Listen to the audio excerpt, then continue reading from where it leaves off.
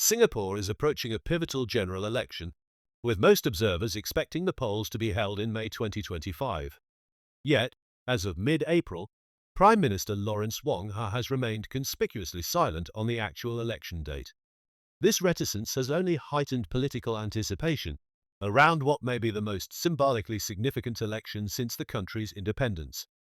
For the first time since 1959, no member of the Lee family is poised to assume or hand over the role of Prime Minister. Former Prime Minister Lee Hsien Loong has formally stepped aside, entrusting the premiership to Lawrence Wong in May last year. This marks the definitive conclusion of the Lee family's direct leadership in Singapore's top political office, a development that has invited scrutiny of the ruling People's Action Party's future stability. Wong, now at the helm, faces rising pressure not just from a more vocal opposition, but also from within the establishment. In the 2020 general election, the PAP lost 10 seats and saw its vote share fall to 61.2%. A further slide in 2025 could expose fissures in Wong's leadership, just as it did for his predecessor designate Heng Swee Keat, who was sidelined after the 2020 campaign underperformed.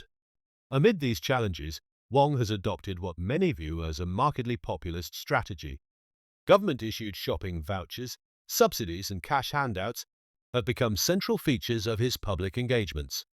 This shift has become so prominent that critics and some members of the public have begun referring to him as Voucher Wong. According to Associate Professor Michael Barr, this populist turn represents a clear break from the ideological ethos of Singapore's founding Prime Minister, Kuan Yew, who disdained populism and saw vote buying as both unnecessary and counterproductive. Barr argues that such pork barreling, especially on the current scale, reveals a growing sense of insecurity within the ruling elite. Michael Barr is a widely recognized scholar on Singaporean politics and governance. An associate professor of international relations at Flinders University in Adelaide, Australia, Barr is a fellow of the Australian Academy of the Humanities. His key works include Singapore, A Modern History and the Limits of Authoritarian Governance in Singapore's Developmental State, which he co-edited with political scientist Lidi Zubaidar Rahim. Barr's long-standing critique of Singapore's political system has made him a noted, if sometimes controversial, figure in academic and policy circles. In his latest commentary for Inside Story, Barr contends that the post-Lee Kuan Yew PAP is characterized by a generation of leaders lacking political instinct, forged not through political struggle but via bureaucratic processes. Today's cabinet, he notes, consists largely of technocrats, former civil servants, military leaders, doctors and bankers, selected through interviews, psychological evaluations, and closed-door consultations, rather than grassroots political involvement. This, Barr argues, has resulted in a leadership team that is more managerial than visionary. He contrasts this with Lee Kuan Yew's own journey, one marked by political risk, direct confrontation, and strategic calculation.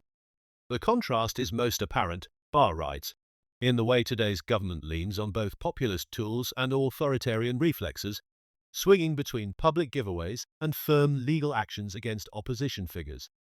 The political climate leading into the election has been shaped by a series of reputational blows to the government, several of which were highlighted in commentary by Associate Professor Michael Barr.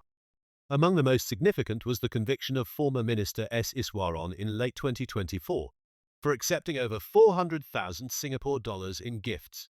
He received a 4-month jail sentence followed by home detention, a penalty that, as Barr notes, many in the public have viewed as disproportionately lenient.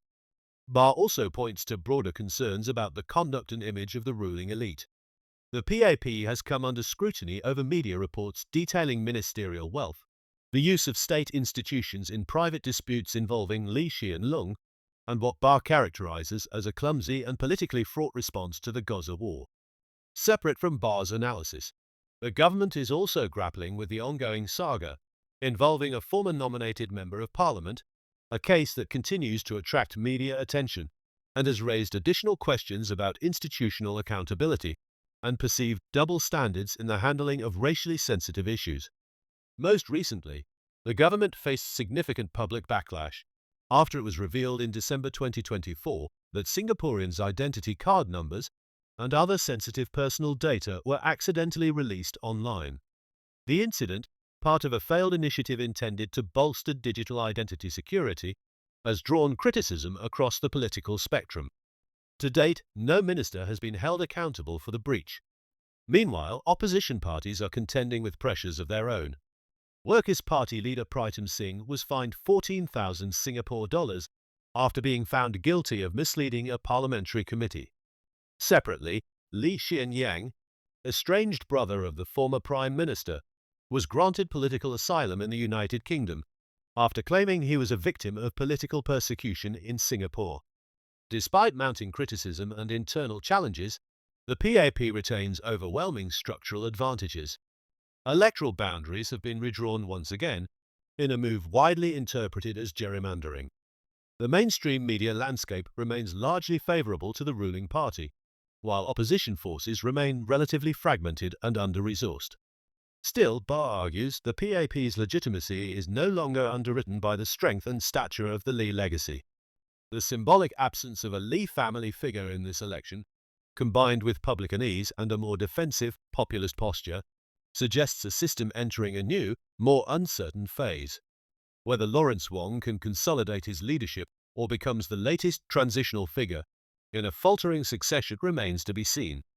For now, the silence on election dates, the rise of Voucher Wong, and the government's reactive posture all point to a ruling party more vulnerable than it appears.